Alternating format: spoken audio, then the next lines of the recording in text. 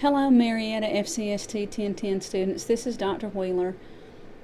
I just wanted to let you know what we're doing this week. This is Monday, March the 9th, 2015. Last week I asked you for two things. I asked you to send me a confirmation email stating that you understand how the rest of the course is going to be completed, and I also asked you to complete the rest of the challenges. I realized that that was a very tall order and only half of you have completed the challenges, but I really felt like if you went ahead and got those done, the rest of the semester, or the rest of these last 2 weeks, would kind of go a little bit easier. If you haven't completed all the challenges, I will extend the deadline. It was only in your best interest to finish it because you have two big things to do this week. I've received a confirmation email from most of you. And at this point, if you haven't emailed me yet with a confirmation, I'm just assuming that you haven't either logged in or you're just doing it without sending me the confirmation. But nonetheless, we do need to carry on. And this week I have two items for you to complete. One is the capstone, part of the capstone project, letter to a new student, and the professor's choice. In order to get directions for the capstone project, letter to a new student, go to content items, and then content. Click on Managing Money, Careers, and More. Go down to the bottom of the page under Capstone Project Overview. Capstone Project Overview. And you're going to see it right here. Congratulations, you're almost done with FCST. The capstone project counts for 100 points. What's due this week counts for 20. This is a letter to a new student. Write a 1 to 2 page letter of advice to one of my future students. Include essential information they would have liked to have known as they embarked on this course. Make sure to address what you think they will gain from this course and how they can be successful. Continue to read that, follow directions, save it in a Word document, and guys, this is a letter. So you're going to address it, dear new student. You can sign your name if you wish. You don't have to if you don't want to, but write it like a letter. Upload the Word document by going to Assessments, Dropbox, and put it under Capstone Project Letter to a New Student. Also, not this week, guys, not this week, but next week, you will have to turn in your capstone project.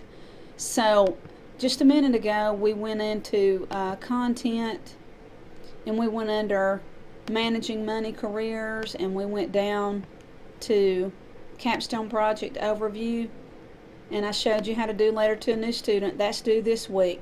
Next week is going to actually be your presentation. I'll send a video out later this week for you guys to get started on that. But just in case you want to go ahead and look at the directions, they're here. So letter to a new student, upload the document into the Dropbox. And the second thing you're going to do is the professor's choice. Go under Assessments, go to Dropbox, scroll all the way down to the bottom of the page under Professor's Choice. And guys, I want to reiterate this. This is worth 240 points. That means if you choose not to complete this and you've turned in everything in this course, I would have to count off 240 points, which is an automatic C. So this is very, very important. Very important, and you will absolutely love it. It has to do with career and making career goals and deciding what you want to do, what you want to study in college. You may think you know your career path already, but this kind of helps you either justify your decision, or you might want to, think about something else. This is your first semester in college. It's never too late to change if you think you're headed in the wrong direction as far as your major goes. The first thing that I want you to do, you're going to read all these directions carefully and follow them to the letter. You're going to go to Similar Minds. Just click on the link right here, and I'm hoping this will pull it up in a different, it pulled it up in a different window. Forget all this blinking stuff up here. You're going to click on gender, put in your gender, click next.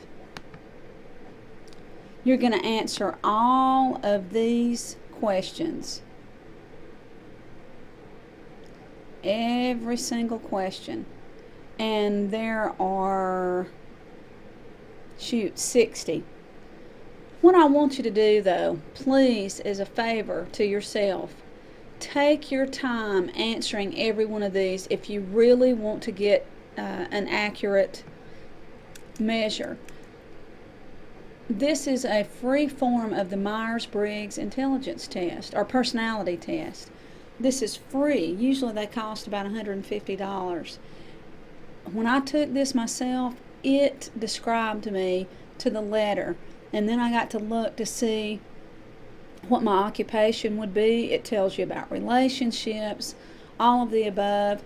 But when you take all of these questions,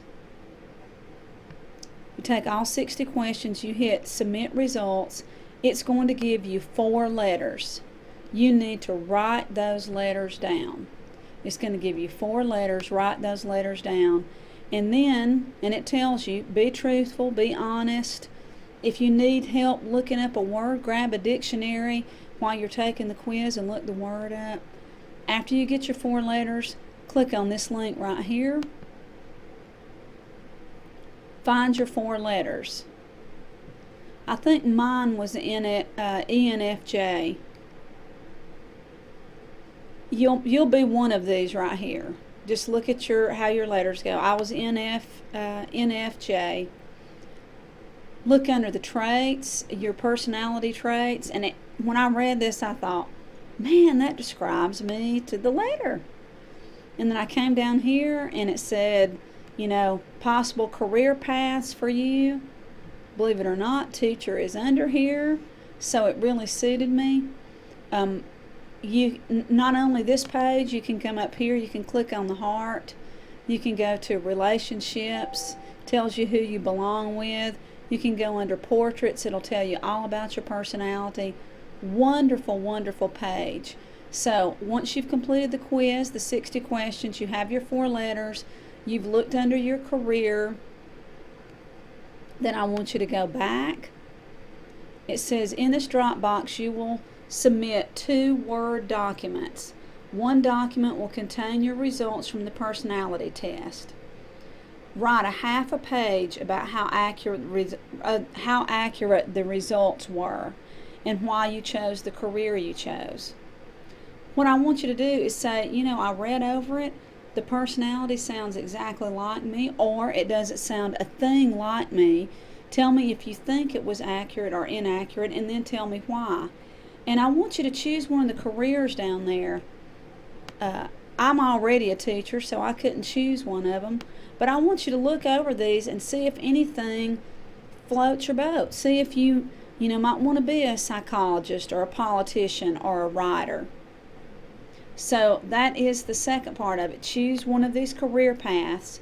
And then the last thing you're going to do in a separate document is write a half a page cover letter explaining to a future boss why you want to work for them in the career that you chose. Don't cut and paste a cover letter, but if you Google cover letter, you can find wonderful examples. I want you to use correct formatting when you write the cover letter. You can make up a company, but it needs to be addressed to somebody, and it needs to be written like a letter. Just like your letter to a new student, it needs to be written to someone. Look up an example for a cover letter, and then write a half a page cover letter to a future boss explaining why you want to work for them in the career that you chose from the personality page. So if you chose politician, then you might want to write it to Senator Johnny Isaacson, explaining to him why you want to intern with him in his office. Submit both documents in the Dropbox. So that's going to be 2 documents for this professor's choice. One about how accurate or inaccurate you felt the personality quiz was and what career you chose. The second document is going to be a letter to a future boss. And remember, in addition to this professor's choice, you still have the letter to a new student. And this professor's choice is 240 points. Submit both of these Word documents right here under, you click on Add a File, Upload,